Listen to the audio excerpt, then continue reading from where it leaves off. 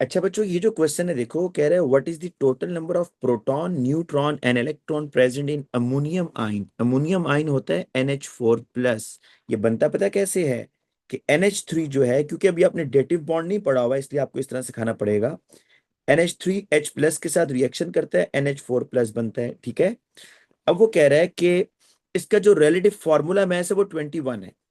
आप एहतियातन जरा चेक कर लो, relative formula mass NH4 plus का क्या आता है। NH4 प्लस है, मतलब इसमें एक नाइट्रोजन है बच्चों और चार हाइड्रोजन हैं, ठीक है। H प्लस का मतलब ये कि एक इलेक्ट्रॉन लूज हुआ है ना, तो मैसेज में तो बेटा इलेक्ट्रॉन का रोल नहीं होता, क्योंकि इलेक्ट्रॉन का मैस तो नेग्लिजिबल होता है ना। तो इसलिए आप 4H, इनके एटॉमिक मैसेज तो वही होंगे चाहे इलेक्ट्रॉन हो या ना हो, क्योंकि इलेक्ट्रॉन का मैस नेग्लिजिबल होता है। तो ये बेटा आपके पास देखो क्या आंसर आ रहा है, 18 आ रहा है, और उसने लिया हुआ है 21। तो इसका मतलब ये होगा बच्चों कि लाजमी जो NH4 प्लस है ना, उसमें कोई आइसोटोप यूज किया हुआ है एग्जामिनर ने, वरना तो देखो 18 आता है। ये आइसोटोप है। आइसोटोप क्या होता है? Same number of, same atomic number different nucleon number, या same number of proton and electron different number of neutrons. तो अब बच्चों देखो, आपने बताना है कि NH4 प्लस में कितने इलेक्ट्रॉन, कितने प्रोटॉन, कितने न्यूट्रॉन। अब एक बात समझो, नाइट्रोजन जो है ना बेटा, ये 714 होता है, राइट। इसके पास 7 प्रोटॉन होते हैं, साथ ही इलेक्ट्रॉन है, और 14 - 7 साथ ही न्यूट्रॉन्स हैं। लेकिन बेटा जी, ये जो हाइड्रोजन है, हाइड्रोजन 1 1 वाला जो होता है, देखो ये NH3 में तो 3 हाइड्रोजन है ना, फिर एक H प्लस है, एक एक्स्ट्रा, एक नए किस्म का हाइड्रोजन आइन है। बाकी 3 हाइड्रोजन एटम है और एक हाइड्रोजन आइन है। अगर आप हाइड्रोजन एटम की बात करें तो एक प्रोटॉन है, एक इलेक्ट्रॉन है, 1 - 1 जीरो न्यूट्रॉन है।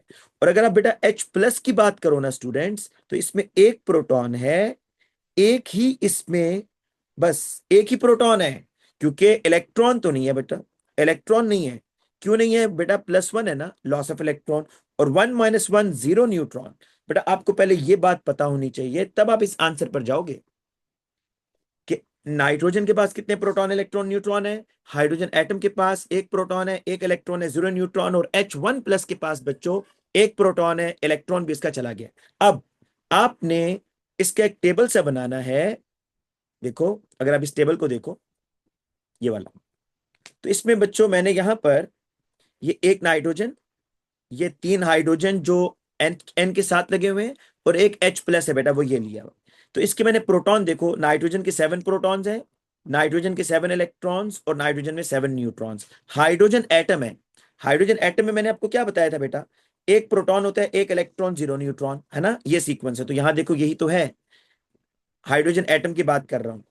एक प्रोटॉन, एक electron, zero neutron. Hydrogen atom में एक प्रोटॉन, एक इलेक्ट्रॉन, जीरो न्यूट्रॉन, एक इलेक्ट्रॉन, एक प्रोटॉन और जीरो न्यूट्रॉन। लेकिन H प्लस में क्या होगा बेटा?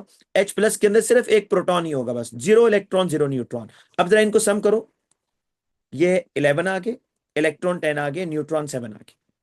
लेकिन बेटा हमने तो हम तो नॉर्मल वाला हाइड्रोजन यूज कर रहे हैं ना, 1 1 वाला।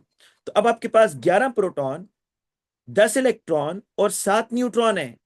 लेकिन आप देखोगे यहां तो कहीं 7 न्यूट्रॉन आपको नजर ही नहीं आ रहे। वो पता है क्यों नजर नहीं आ रहे बेटा?